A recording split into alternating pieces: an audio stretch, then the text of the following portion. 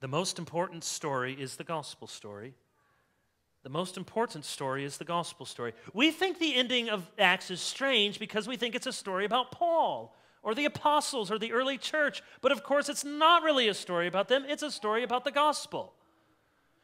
Clearly, Luke is writing a theologically aimed history. Think about all he's left out. There's nothing about Peter after Acts 12. Leaves off the last 25 years of Peter's ministry. You think, well, that'd be kind of important. It doesn't say anything about Paul going to Arabia, his missionary work, the first 10 years after his conversion, skips over that. Nothing on John, James, Andrew, Philip, Thomas, Bartholomew, Matthew, Matthias after he joins the 12. Nothing. Because this is not meant to be a chronicle of the life and times of the Apostle Paul. It's not even meant to be a history of the early church. We say that sometimes. What's Acts about? Well, it's a history of the early church. In a way, but it's really a history of the gospel. It's a story of what Christ did by his Spirit through his word to reach the nations. And so Paul and Peter and Philip and Stephen may have a part to play, but the play is not about them. It's not. Some of them will have a part and they'll live, and some of them will have a part and they'll die. The fate of Paul is secondary to the fate of the gospel. That's why Luke doesn't bother to tell us what happened to Paul. In the 4th century, there's a church historian named Eusebius. He says, quote, Paul's martyrdom was not accomplished during the sojourn in Rome, which Luke describes.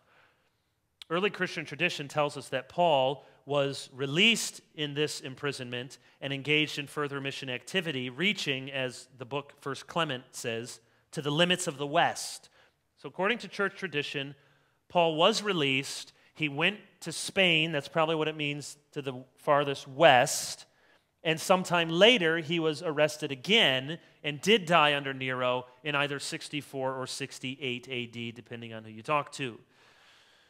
And Luke is very likely writing this after all of this happened. But he doesn't tell us about it, because if he were to say, and Paul was released and went to Spain, well, that's a little misleading because everyone knows, well, then he died. And if you say, well, Paul was released and he preached and then later he came back and he died, that would miss the point. See, it's not a biography of Paul. That's what we think. Well, if you have a biography, you got to get to how he died and what happened and then, assess his life. Luke isn't interested in that. For him, the important thing is not that Paul dies, but that the gospel lives. As one author said, the story of Paul is cut short, but the story of the risen Jesus goes on.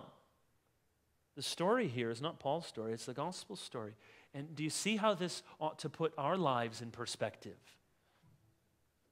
It ought to keep you humble, to see what really matters.